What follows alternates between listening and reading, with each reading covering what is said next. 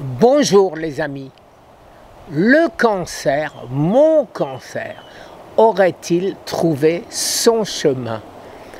À savoir, vous savez que on entend cette phrase chez tous les oncologues du monde, le cancer trouve toujours son chemin. Cancer find always a way. El cancer busca su camino. Alors les amis, pourquoi je me pose cette question? Parce que dans une vidéo récente, le professeur Thomas Seyfried, qui parle de moi, dit que j'ai vaincu mon cancer grâce au jeûne hydrique prolongé, plusieurs fois de suite, bien évidemment, pas qu'une seule fois. Et aujourd'hui, je ne suis plus très sûr que ça marche. Pourquoi? Parce que on ne peut pas rester continuellement en jeûne. Des fois, il faut manger, évidemment. Et quand je mange, qu'est-ce qui m'arrive? Ma glycémie grimpe, alors que je ne mange pas de glucose, du tout, du tout.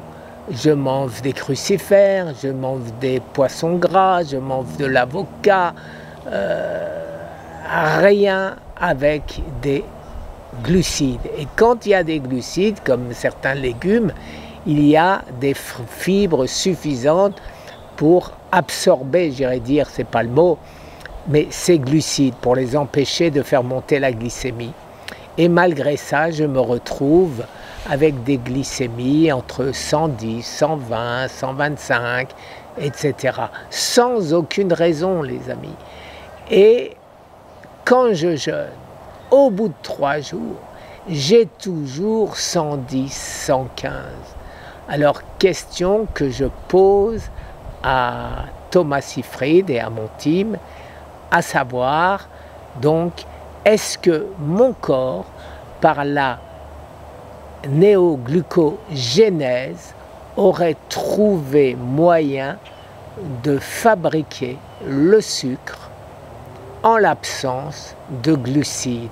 Alors, la néoglucogénèse, ça existe, tout le monde le connaît, mais au bout d'un certain temps, c'était mon cas avant, la glycémie chute et il n'y a plus de pic de glycémie, la glycémie devient tout à fait normale.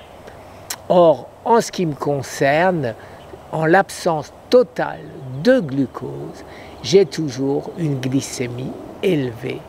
Alors, est-ce que le cancer aurait trouvé un moyen de demander à mon corps de fabriquer les glucides qu'il a besoin?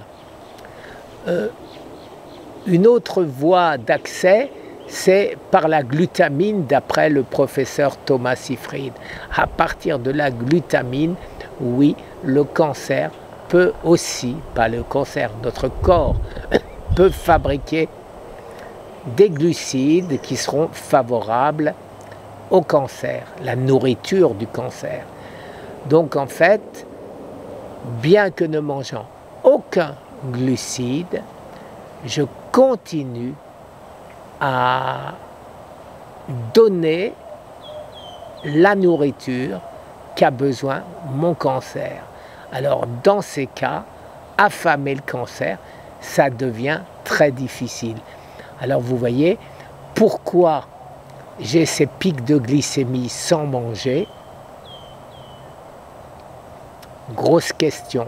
Et que faire? Alors bien sûr, tous les médicaments, pas médicaments, nutriments connus pour faire baisser la glycémie, les aliments connus pour faire baisser la glycémie. Oh là là, on est le matin, j'ai mal dormi, ça s'entend certainement. Alors les amis, c'est une grosse inquiétude pour moi.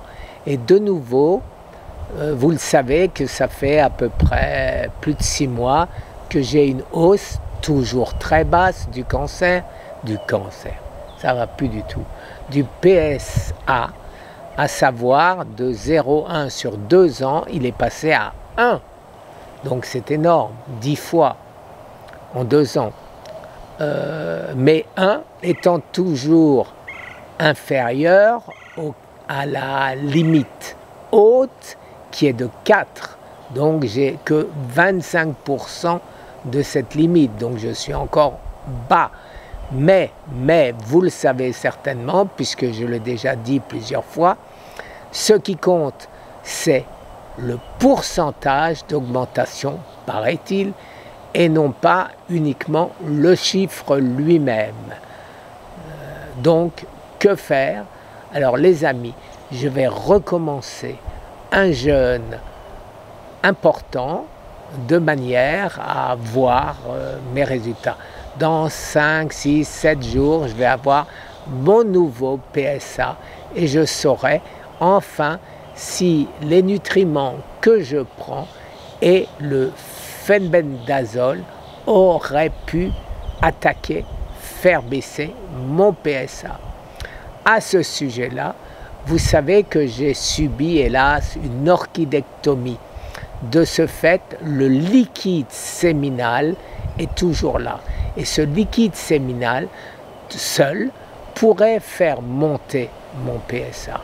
Mais alors, pourquoi le fait-il que depuis 6 mois et ne l'avoir pas fait pendant 6 ans? Grosse question, vous voyez, il y a toujours des recherches à faire, il y a toujours des inquiétudes, mais c'est comme ça, en cherchant, en comprenant, les amis, comment fonctionne le cancer, que nous arriverons à guérir définitivement du cancer. Je vous remercie. Très très bonne journée. Au revoir.